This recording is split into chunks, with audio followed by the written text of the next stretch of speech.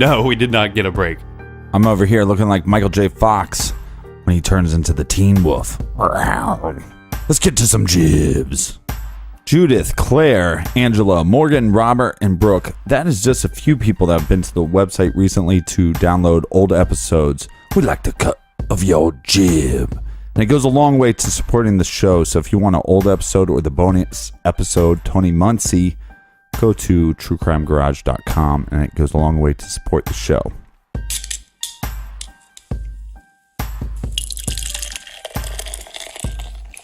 This week, Captain, we're drinking Honeymaker Blueberry by Maine Mead Works. This is a fermented honey wine. We're so sophisticated here in the garage this week. The captain just ordered us up a couple plates of morsels to go with our honey wine. Garage grade, how about 4 out of 5 bottle caps, So this is our first wine. It's not a beer. It's a honey wine. We're going old school. The good people at Maine Mead Works has sent us a little blueberry to drink this week. So thanks to our friends at Maine Mead Works, and thanks to everybody else who has donated recently, including Jillian in Whitmore Lake, Michigan, Aslan in Bowling Green, Ohio, Robert in Fort McMurray, Alberta, and Doug in Anchorage, Alaska. And a special shout out to IB Yellow, who purchased the new True Crime Garage t-shirt, and everybody that made those purchases. We're sending those bad boys out soon. And that's enough of the business. That's right. Everybody gather around, grab a chair, grab a beer, or a cold glass of wine. Let's talk some true crime.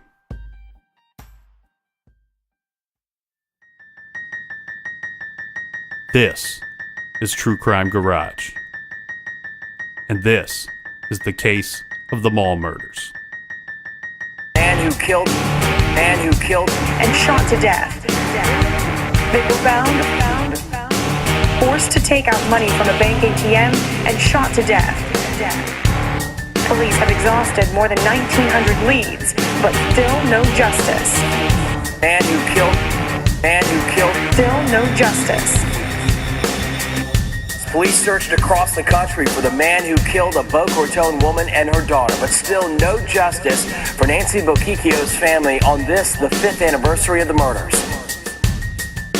I just beg of you, if there's anything at all, please, come forward.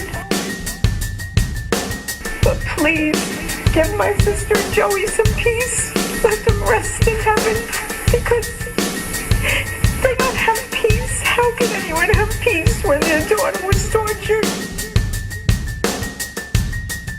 Confident in the evidence that we do have, that if we can identify a suspect, we can tie that suspect to that evidence. The investigation has taken police to New York, Atlanta, Philadelphia, and Tampa, but key evidence, such as the gun used in the shooting, was never recovered. This sketch is the only image ever released of a possible suspect. Nancy and Joey Bochicchio were abducted from the Boca Raton Town Center Mall parking lot on December 12, 2007. These are the last images taken of them walking out of the mall. Man who killed, and shot to death. They were found, forced to take out money from a bank ATM and shot to death. Police have exhausted more than 1,900 leads, but still no justice. Man who killed, still no justice.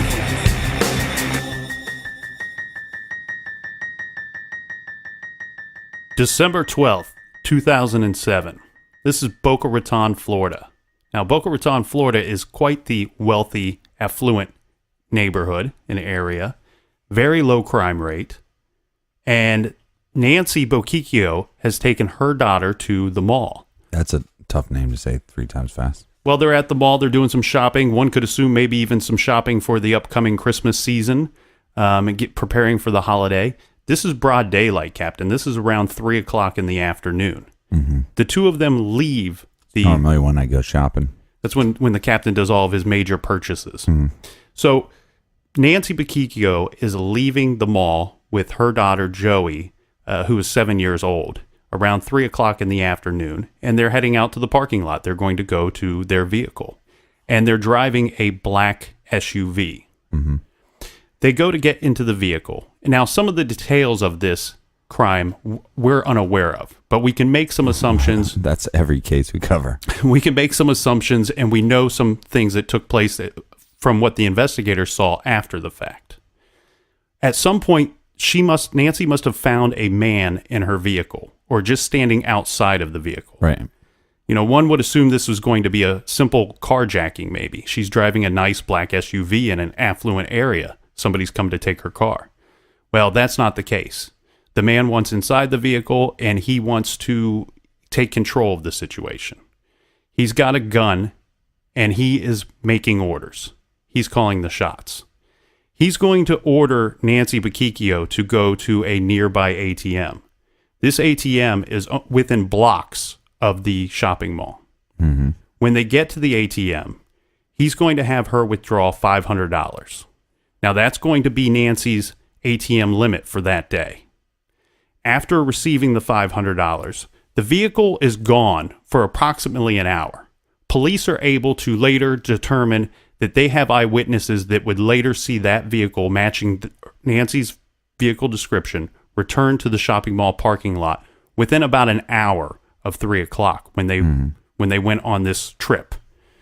Well, the vehicle, they would later find, security officers would find this vehicle around midnight. Now, the vehicle is running, and they come up to the vehicle, they open up the door, and the guard is just shocked by what he's seeing. Right. He's seeing two lifeless bodies, the body of a child and the body of presumably the child's mother. Yeah, not just lifeless bodies, but they're bound to the chairs. Yeah, they find zip ties on both of the victims.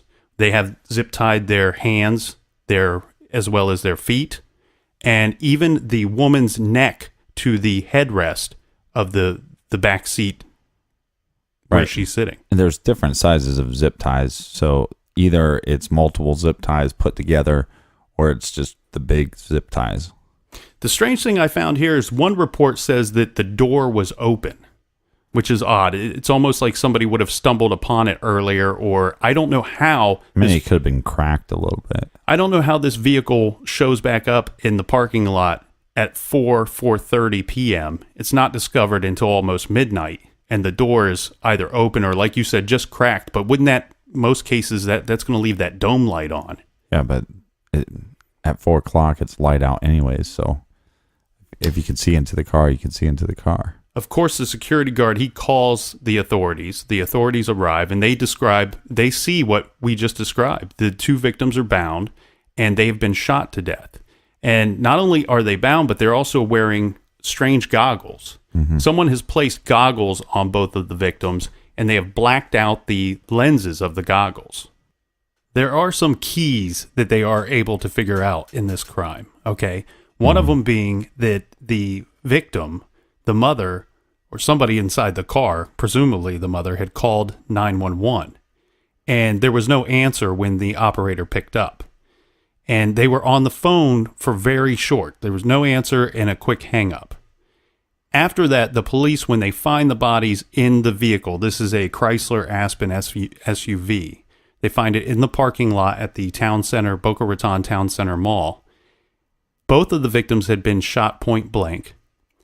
The mother, Nancy, she has on a pair of broken toy handcuffs. So there was some kind of struggle going on in this vehicle, which may have led to the demise of both of the victims. Yeah, it's interesting to me on the idea of the toy. They say toy handcuffs, right? Mm-hmm. Are they plastic? Are they just the kind that we were talking about the other week where they're actual handcuffs, but they're like the trick ones where you can get out of them pretty easy? Yeah. I would imagine they're probably the actual metal toy handcuffs. But remember, they had that release on them somewhere that if you couldn't find the key or if you wanted to look like you're pulling off a magic trick, right, you would just hit the release while your friend held the key. And you go, oh, I got out of them, and the release is kind of small, so nobody really sees it. They said they're broken. But they specifically said that they were broken. So maybe they are plastic, and she just broke them apart. I would bet you that they're probably metal, but because they're toy handcuffs, that they're made out of a cheaper metal. Probably the chain itself is a cheap chain type metal. And I don't know if the chain portion was broken or if the actual cuff, one of the cuffs, were broken. Mm-hmm. But they did describe the handcuffs that were on the mother as broken. This crime obviously ended up having a huge impact on the community, huge impact on the shopping mall, and the story went nationwide. They were looking for whomever this person could be. They were checking out the surveillance cameras, the surveillance tapes. They could see the mother and the daughter walking in the parking lot, but they did not pick up anybody getting into the vehicle or abducting the mother and the daughter. Yeah, but this is the third of 3 attacks. You're exactly right. This was, and not only the third, but very reminiscent of the 2 previous attacks. So the first attack took place almost 2 years earlier. Now, this was 52-year-old Randi Gorenberg. She was at the Boca Raton Town Center Mall, the same exact mall, and she was leaving the mall. This is again in broad daylight, and she is presumably carjacked. Now, she's seen coming out of the mall around 1:15 p.m. So they got tapes of her. They have tapes of her leaving the mall as well. But they don't have any surveillance actually in the parking lot. No, there's no camera that witnessed the carjacking. And I wonder if this guy knew this. Or how. Yeah, because I mean, like, you're going to be making these attacks broad daylight, or these basically carjackings, not the attacks right there, but the carjackings, broad daylight. How do you know that you're not being on camera? Yeah, exactly. He may have had some insider information or had previous knowledge of where they are picking up this footage. I've always thought, too, that, when you go shopping, typically, especially if you have an SUV or a van or a hatchback, what do you naturally do? You walk to your vehicle, you get close, you hit the button so you unlock the car, and then you open up the back and put your items in. Well, now the vehicle is unlocked, and now you're still outside of the vehicle. Uh-huh. I always wondered if that's when somebody like Randi would have been taken right there, been shoved with a gun in her face or grabbed and pulled into the vehicle, or is this where this man or men or whoever did this finds a way into the vehicle within that few seconds? Well, yeah, as somebody gets into their vehicle, when you're kind of doing something, you're not paying attention that much to your surroundings. If you're putting bags in, you are. But if you opening up your driver's side door to slip in, that's when somebody could slip in right behind you, gun to the back of the head.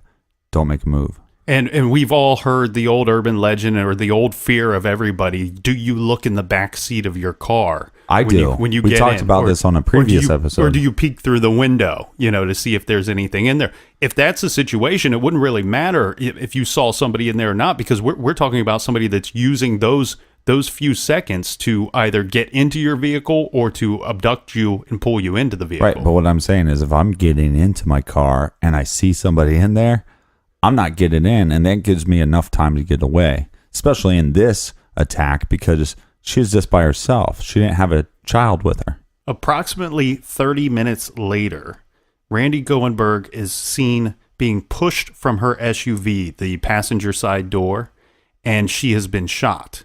Now, whoever was driving the vehicle had drove the vehicle for about 30 minutes, and we know this because somebody called 911 and said that they had heard what sounded like 2 gunshots, and then they had seen a body being pushed out of this vehicle, and the vehicle drove off.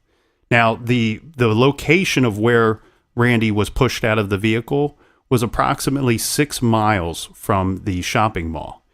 And then later, police would find the vehicle abandoned in a Home Depot parking lot, which was about 2 miles north of where her body was pushed out of the vehicle. Yeah, and there was no ATM activity. Yeah, she didn't even have an ATM card on her. So if this is linked to this other case that we just spoke about, who knows what took place during that 30 minutes? And that's what police really want to figure out. Mm-hmm. Where did they go? Was there any attempt at an ATM withdrawal?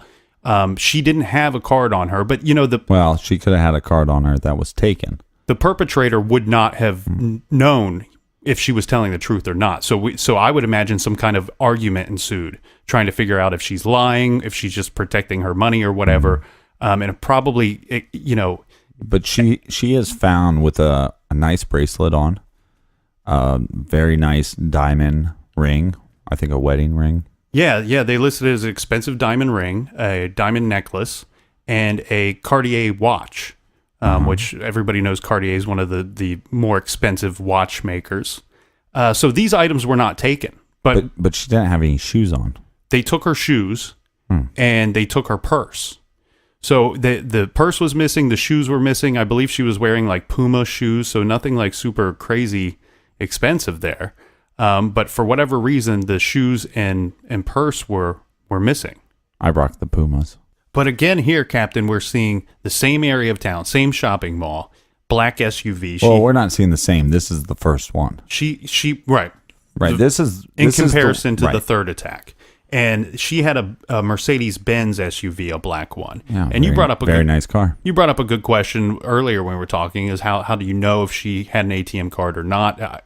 We can only assume because there was no ATM withdrawal, and maybe she had vocally told people that she doesn't have an ATM card or relatives. It's 2007. Most people had ATM cards. Most people, especially people living in Boca Raton and a 52-year-old successful woman. But I just wanted to point out here that the similarities of the two, of this first case and the third case, as we had said, the black SUV, the same shopping mall, and a female driver. Female driver, you're exactly right. And, because some of these assailants will target a female or somebody that they believe they could easily overpower or gain control of. Well, we know this attacker has a gun. Yep. So he's overpowering anybody that doesn't have a gun. Exactly. That's the details of the third attack and the first attack that could be linked together. The key here is, why are we waiting to discuss the second attack and discuss them out of order? Well, there's quite a bit more information regarding the second attack. And we'll get to that right after a quick beer break. Captain, I want to tell you about a podcast called Unsolved Murders. Have you heard this thing? No, I haven't yet. Okay. I've been locked in the garage. Yeah, well, for everybody that likes our show, this is a show you'll want to check out. It's called Unsolved Murders. And the way that this works is we got a couple of hosts, and they go through, obviously, unsolved crimes. So they're like us. They're similar to us, yes. But they will describe a crime and describe the scene for you in the details of the crime. Mm-hmm. And as they're describing the scene, they have voice actors that will act out the scene for you. So they're like a dramatic, theatrical us. Very much so, yes. But it's like old school radio. When you would tune in and you would kind of watch with your ears. Yeah, that sounds really cool. And they cover cold cases. They covered one case that we covered on our first season, the Phantom Killer. I'm sure they did a way better job than we did. They're in the middle of covering it right now. I think they've done an episode or two, and it's been really fun to listen to. Well, right after the show, I'm going to go check it out. I listened to the Axemen of New Orleans. They did the Axeman case from way back when.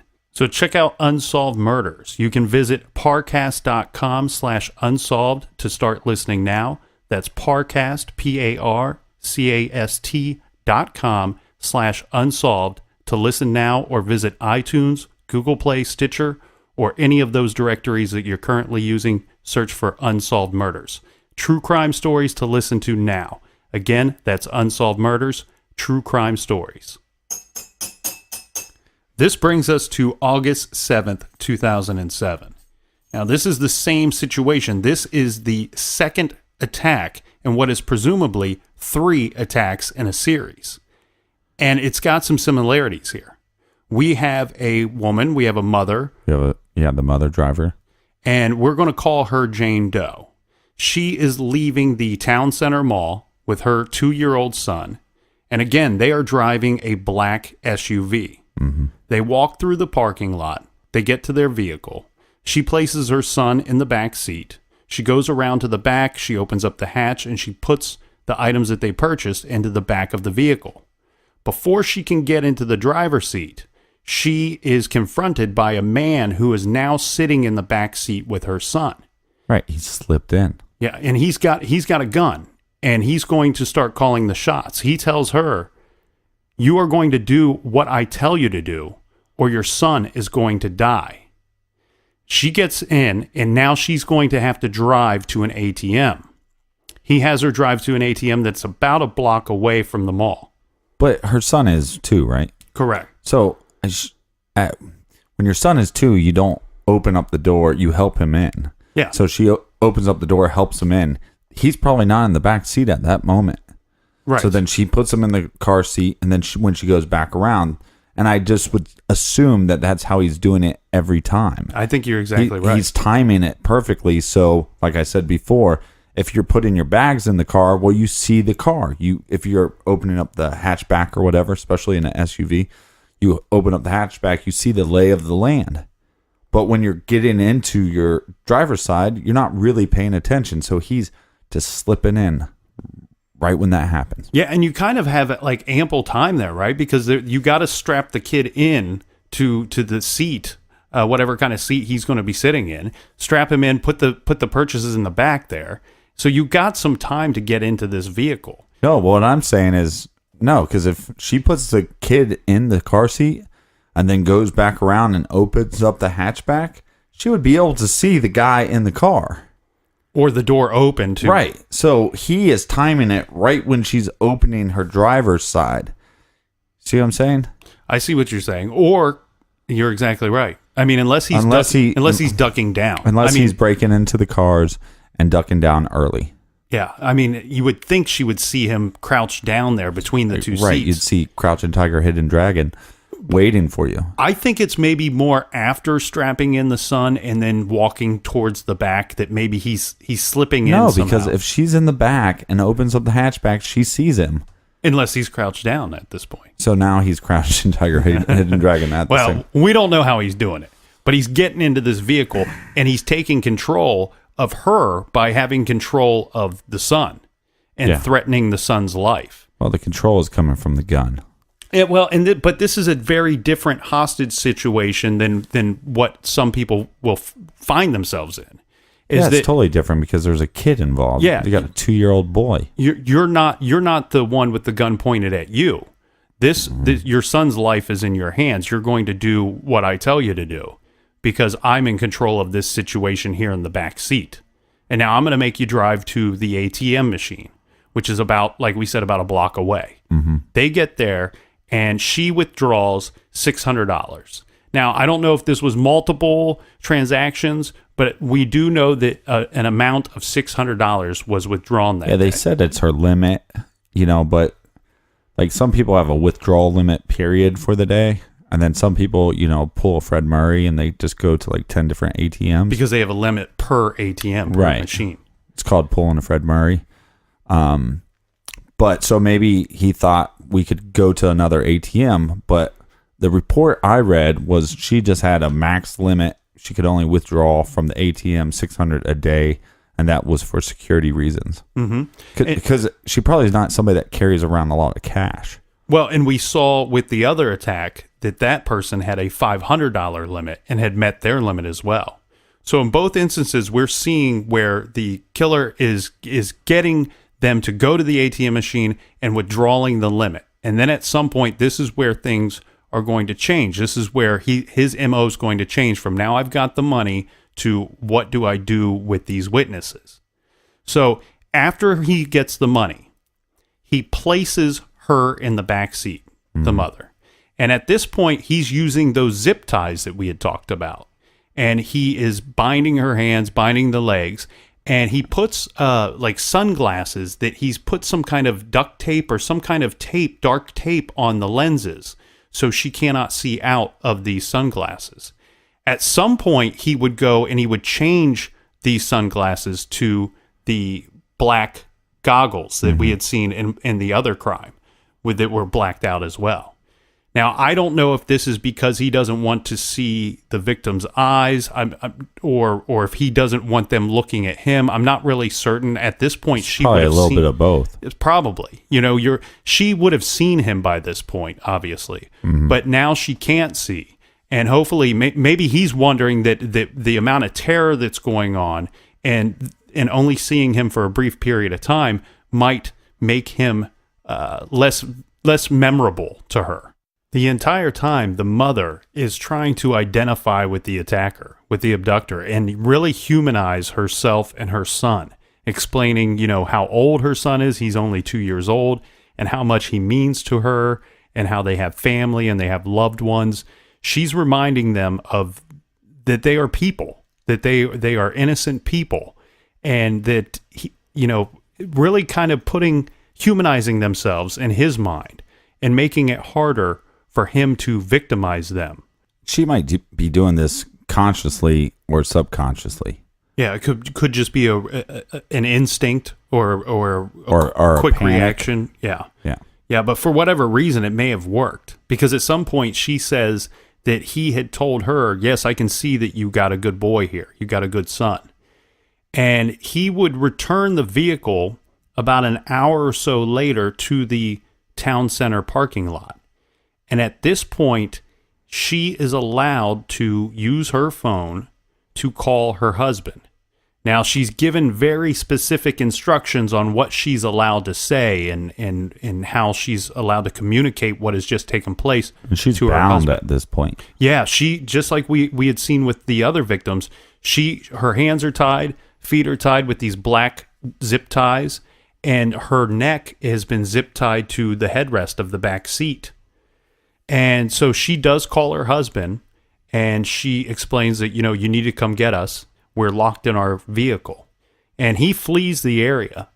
And before he flees, one of the instructions he gave to her was that when you tell the police about this, you're going to have to give a bad description.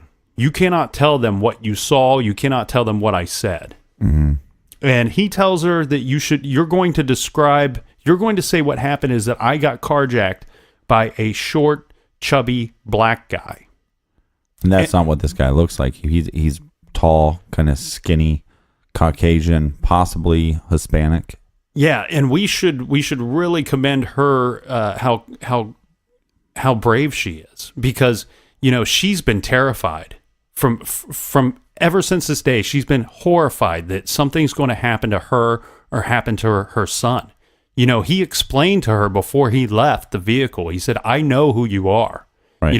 He may have looked at her photo ID. Yeah, or he could just be talking bullshit. Who knows? Yeah, but he could have pulled their address off of her driver's license. Mm-hmm. He could have got her license plate number, any number of things that would lead him back to her if she didn't follow through with her end of the bargain. Now, like you had said, Captain, she does go on to give an accurate description of him. Mm-hmm. And she would say that this man wore a floppy hat. One of those hats. Kind of like a fisherman's hat. Yeah, that has like the full rim around the whole hat.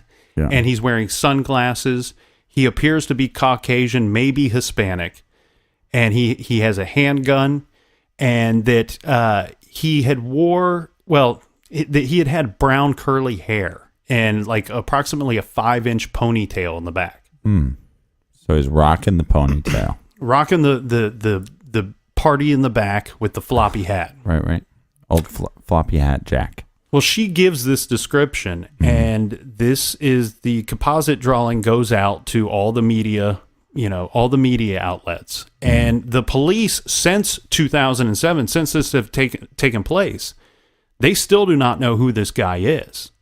And they've not seen a similar attack that they're aware of. Now, they have followed up on over 2,000 leads. Well, they've got about 2,000 leads, but they're probably at 80 to 90% of looking into those leads. The first attack was Randi Gorenberg, and this was the female 52 years old, leaving the mall by herself, getting into the black SUV. Now, very little is known about this attack, other than she's driven about 6 miles away from the shopping mall, and her body she's been shot and being thrown from the vehicle. And this is the one where the eyewitness has actually heard shots. Heard what I believe to have been reported as 2 shots fired, and then saw the body being pushed out of the vehicle. The vehicle was then found later about 2 miles north of where the body was found, and this was in a Home Depot parking lot.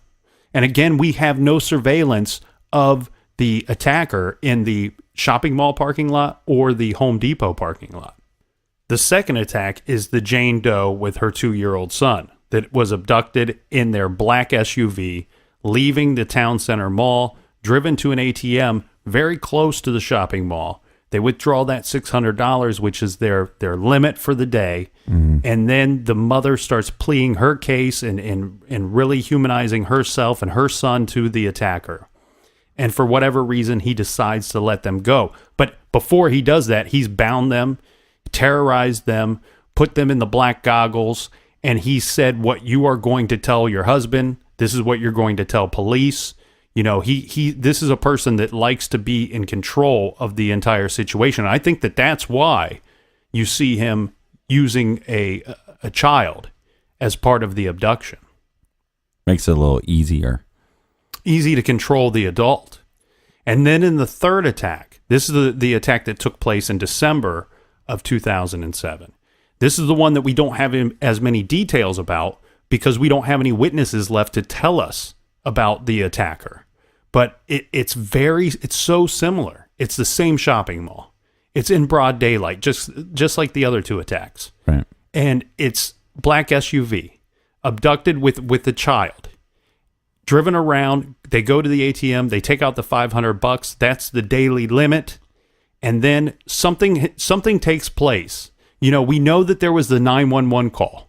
You know, the mother tried to call 911 and tip them off. He must have seen her phone in her hand or saw that she did something with the phone, because I imagine what she was probably trying to do is just call 911 and just let them hear what's going on. Right. You know, hear him shouting out orders to her. The call is dropped, whether she hangs up or he hangs up the phone, we don't know. But they are ultimately found dead. They're both shot point blank, and they're bound in that same way, right, with the zip tie around the neck, keeping the head up against the headrest.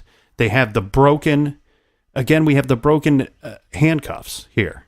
So there was definitely a struggle in this situation, which makes it quite a bit different, in my opinion, from the earlier situation where he had abducted the mother and child, and it didn't end the same way. There didn't seem to be as much fight back. There was a different kind of fight back by humanizing ourselves and telling about our families and telling about our son. Mm-hmm. And it is a defense, you know, and I'm sure the other mother did everything that she could do as well. Unfortunately, she tried to call 911. And unfortunately, this has upset the man to the point where he is a total jerk and kills mm-hmm. these people, these innocent people that he's abducted in the parking lot. Yeah, he kills the mom and the daughter. So what are the similarities in all three of these? Well, obviously the shopping mall.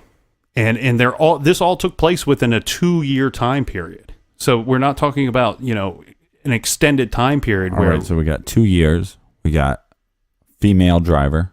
All three situations, female driver. We have all three are black SUVs. Mm-hmm. And that's pretty much it. Yeah, well, with the second two, we see the zip ties, we see the goggles. No, I'm saying how do you connect all three? You're exactly right. That's what I'm saying. I'll start with the three, then we'll break it down to two. Yeah, because there's a lot of speculation, and if you look on like web sleuths and stuff like that the first murder had nothing to do with the next two. Yeah, originally they were saying that they believed that first attack on Randi Gorenberg was the first of the series. Right. And then later, police would say, we don't believe that this was connected. There's no forensic link to link this crime against Randi Gorenberg to the other two attacks. Yeah, Now, in that case, we don't have a child involved. In that case, we don't have them going to ATM that we know of. And in that case, the car is not left where it was taken from. It doesn't go back to the mall. It goes to the Home Depot and parks there. And then she's just dropped off. So that's not even connected to the third one. Where the victims are left in the vehicles. Right. So what's interesting, though, is there's some stuff on the internet, some speculation on the internet that I was reading about, saying that they actually found two men that were using Randi's ATM card. And this is the victim that people were so adamant that she didn't even have an ATM card. Well, I believe the article said that using credit cards. Right. So yeah, maybe she didn't have an ATM card, but she would still, have a credit card. Still okay. A robbery, the same. Right. So yeah, the motive there is money, but then they killed her. So they killed her over credit card. Weren't those credit cards used almost 2 years later?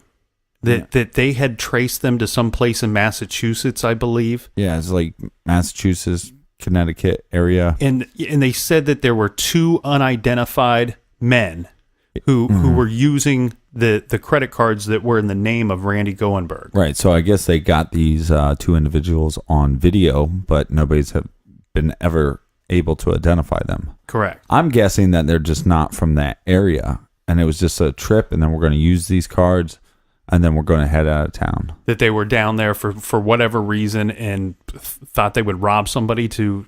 No, I'm saying I don't think they're from, like, Massachusetts or anything. Oh, you think they were going to use them far away? Well, no, but they used them up in Massachusetts. So they used them up there, but nobody's been able to identify them. Mm-hmm. Well, why haven't they been able to identify them? Because they don't live around there. Exactly. They don't That's know what who I'm they saying. are. So they could have been traveling to Florida. Maybe they live in Florida. Maybe they... Who knows where they live? But where that video is shot, and I haven't seen the video, so it could just be really bad video. Sometimes people sell these cards, too, on the black market. Yeah. You know, you can purchase somebody's credit card and with a handshake promise that there's money on there that you can access somehow. Yeah, like a payment. I wish that more was known about the gun or the bullets. You know, that we have multiple victims that were shot. Mm-hmm. You know, that to me... We have 3 victims shot. That to me, obviously, maybe, and that's what they mean by no forensic link to the first attack. That they can say ballistically that it's not the same gun used in the first attack and the third attack. And that doesn't really mean anything because the attacker could have multiple guns. Right, he could, but the investigators are saying that we don't have that link. We would know that definitively that it probably is the same guy. Right. So that's one thing that I would be curious to know more about. Now, they would come out, and in 2015, they would release information stating that the zip ties, they were able to locate a roundabout area of where the zip ties were purchased, and they were all purchased from the Miami-Dade County area. So, and for whatever reason, I remember when I first started reading about this case back in 2008, you know, shortly after the last attack, that for whatever reason, they were saying back then, too, that they believed that this attacker could be from that Miami-Dade County area. I don't know what tipped them off to that in the beginning or why, but they're able to kind of confirm that in 2015, saying that those items, the zip ties, were purchased they could be there. odd zip ties, and when you look at distribution of where does this company distribute their product, I mean, that's pretty simple, especially if they're not a super popular brand. Yeah, so these zip ties were purchased in that area, which is approximately a 50 to 1 hour drive away from the Boca Raton area. But again, it doesn't mean that the person lives there. No. I mean, they could have... It just means he purchased them there. Or maybe not even there. I mean, it's 2007. You know, are there online stores that you could purchase these from? You see what I'm saying? Like, if it's just this brand, he could have bought it on Amazon for all we know. Yeah, it's so tricky when you have all these different companies that offer different services, and some of them have hubs here and hubs there. You know, who knows where and how that stuff gets shipped around and sent out. Could have been purchased at one of these big box stores, or like you said, it could have been shipped to him. Well, and they could be going off the idea of, okay, let's try to figure out where these zip ties come from. And then they figure out, well, they're not really shipped in this general region. So now we're looking at farther out than an hour.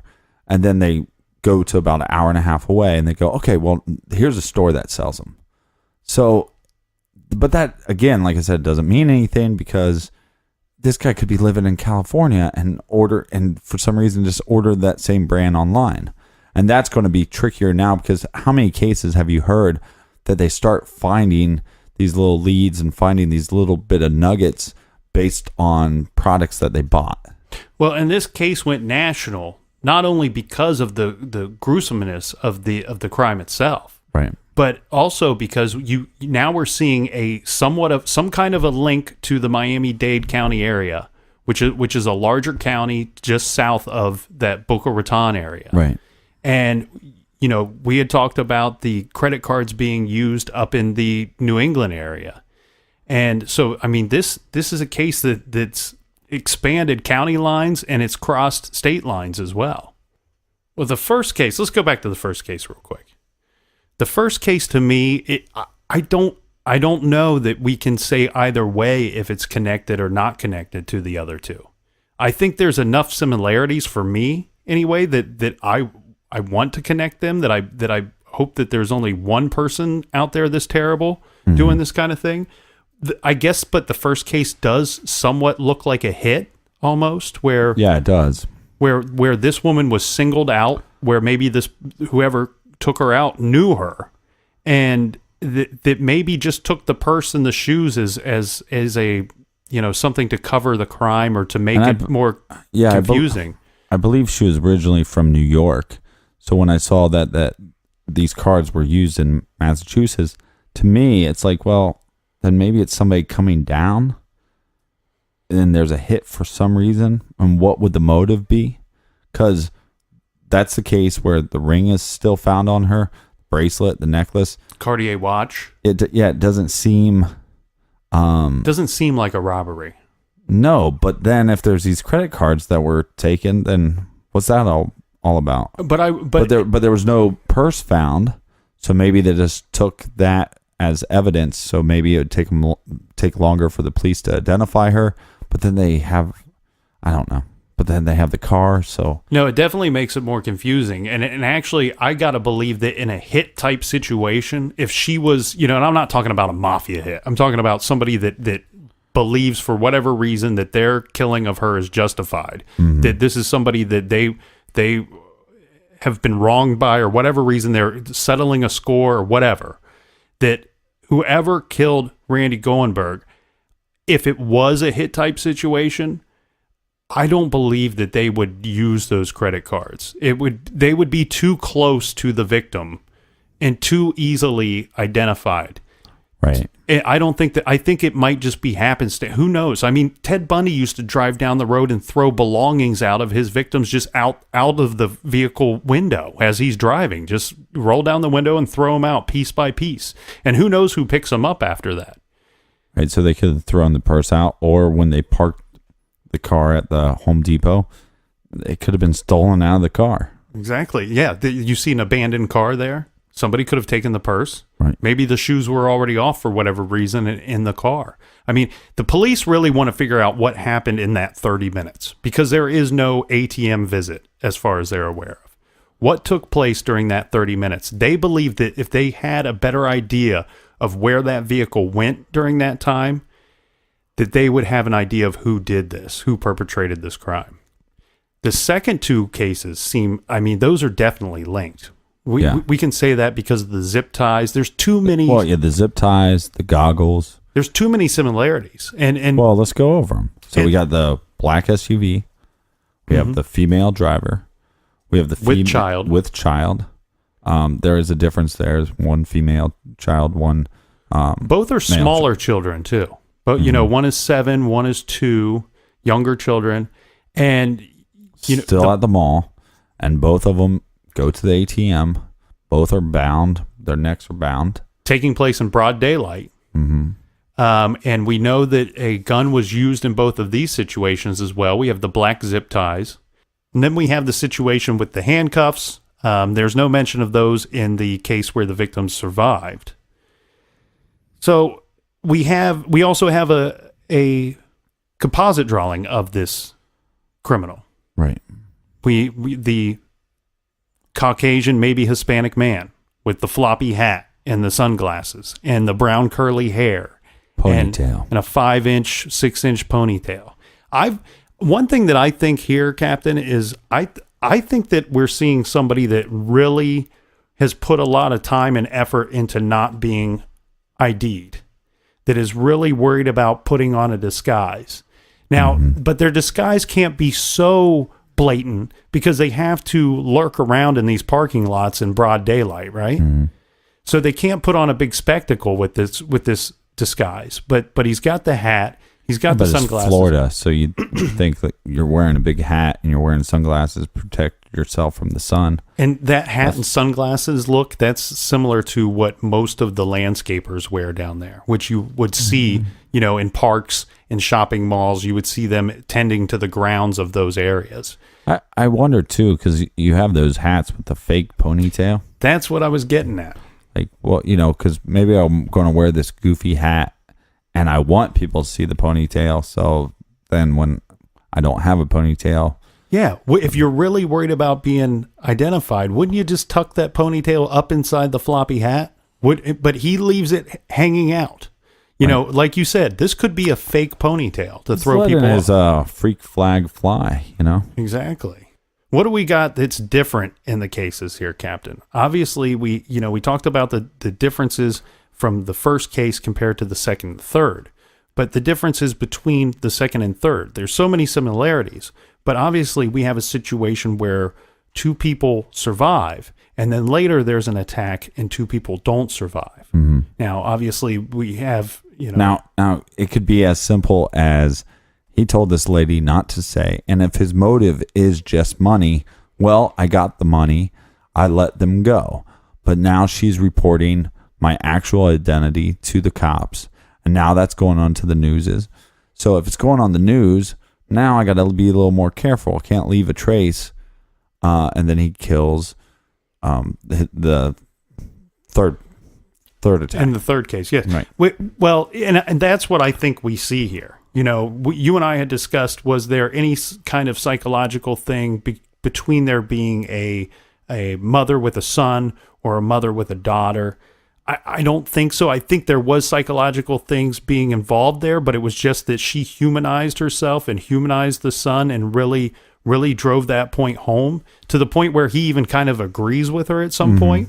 But we're also seeing a situation where she's not fought back. She didn't try to call 911. There was no broken handcuffs or breaking of the bindings that we know of. But here, like you just pointed out, one thing that I think is missed on some people here is in this third case, I think she was playing from behind the eight ball here, because like you said, that the last victim was brave enough to tell the police what the attacker actually looked like. Right. And in most situations, this would probably stop a sane man from continuing those attacks, or at least continuing them in that same area. Well, a lot of people believe that if all three are connected, that this is actually a serial killer that needs money, or a serial killer that has possibly a drug habit that has some reason to needs the money for some reason, whether it's to fuel a drug habit or some other kind of vice. Yeah, it's weird to me because I don't know. It doesn't seem to me like money is the huge motivation.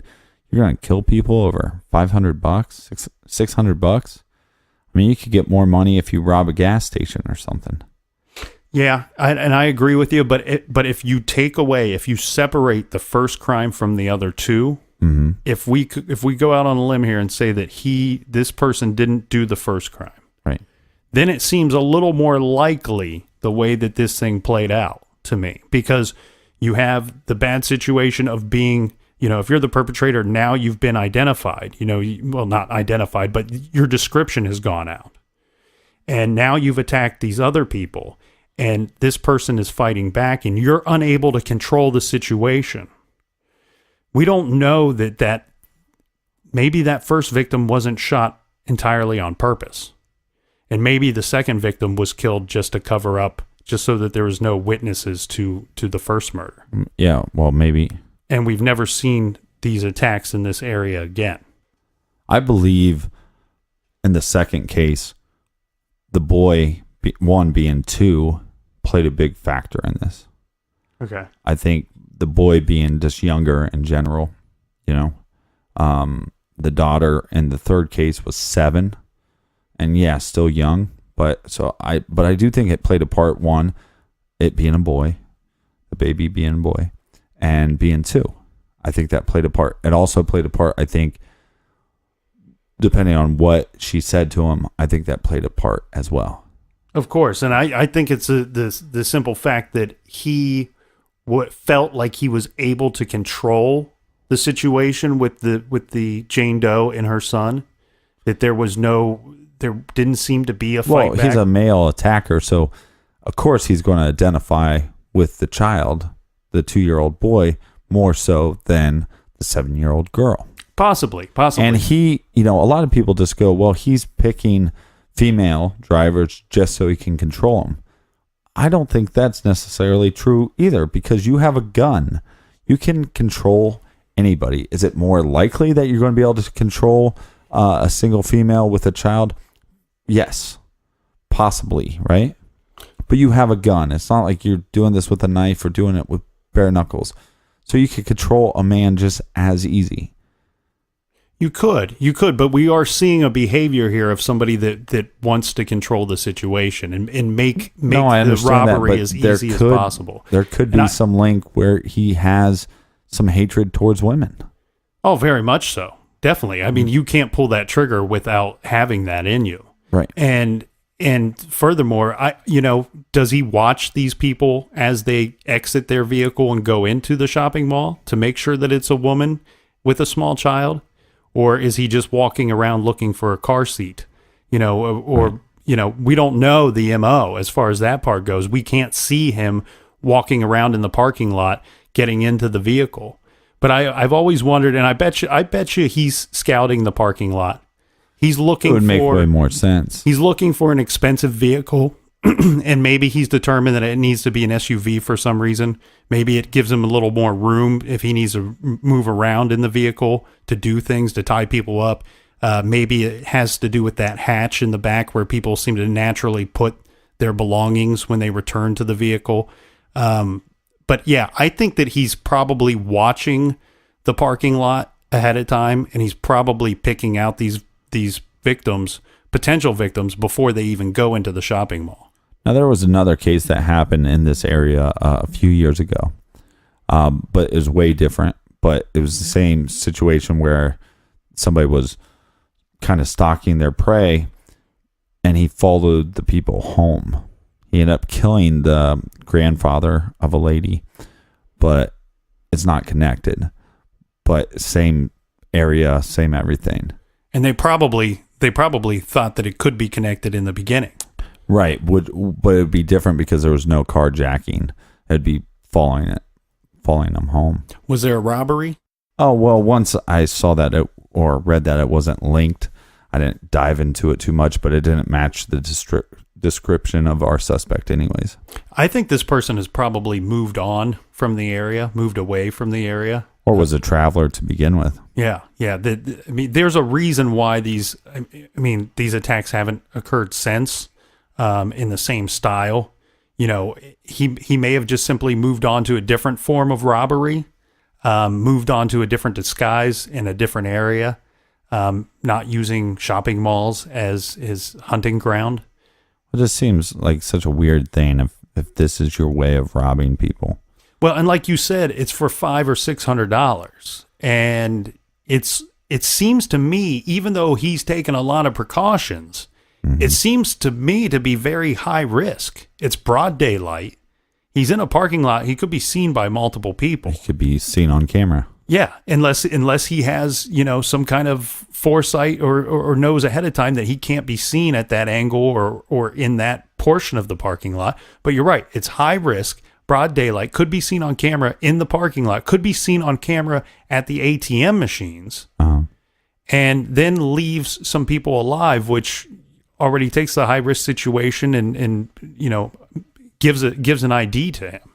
My final thoughts, Captain, is I think this case is still very solvable, and it was nice and refreshing to see that a case from 2007, that there was new information coming out in 2015, just last year. So it's fresh in people's minds, and they got some leads.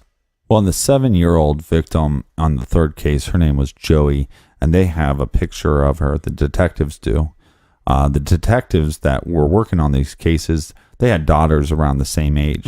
So they really take this case personally, and they're not going to stop. So they have a picture of her to remind them why they're doing their job, and they're going to keep looking.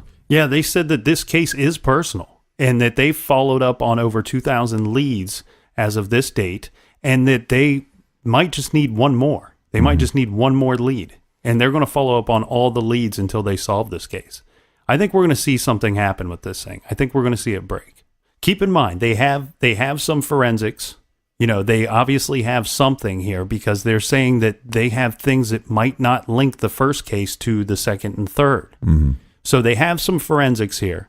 They have the lead of knowing that the zip ties came from either were shipped or were purchased or distributed from that Miami-Dade County area. So they have that lead. So they have a living witness that could probably ID the person or be able to tell you, hey, that's his voice, or no, that's not his voice. So they have plenty of stuff to go on here. And I think that if they get the right break, if they get the right lead, that this thing could be solved. So what's your gut feeling on 1, 2, and 3? Are they all connected?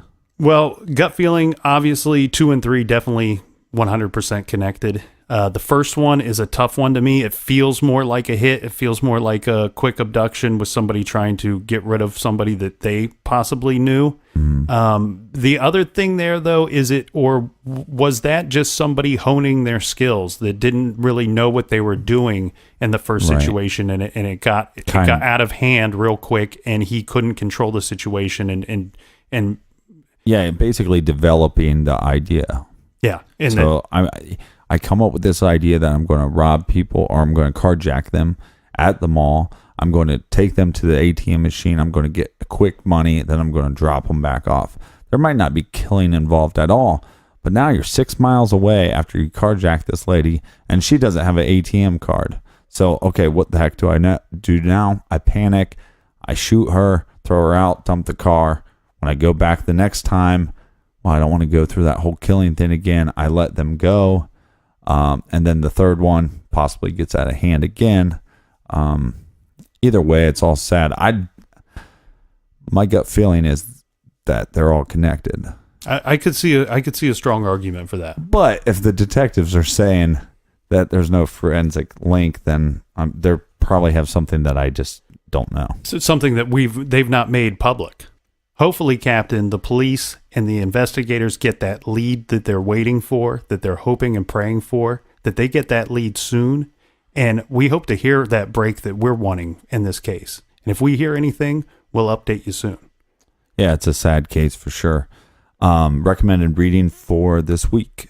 Yes, Captain. I'm going to remind everybody to pick up the Black Dahlia Avenger, which is a book we have featured. I have featured it before on the recommended reading, but I'm not getting lazy, Captain, I promise.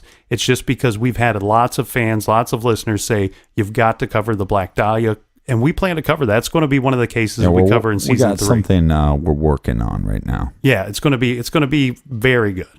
So pick up the Black Dahlia Avenger by Steve Hodel. I'm reading it now for the second time, and you can pick that up by going to our website, truecrimegarage.com, click on the recommended page, and go to the Amazon banner that we have there. Type in Black Dahlia Avenger by Steve Hodel. And this week we have a recommended listening. Yes, of course we do. We have Unsolved Murders, True Crime Stories. So if you like our podcast and you like other true crime documentaries and true crime TV shows, then we recommend to you Unsolved Murders, True Crime Stories. Yeah, definitely want to check this out with the whole dramatic, theatrical theme to it.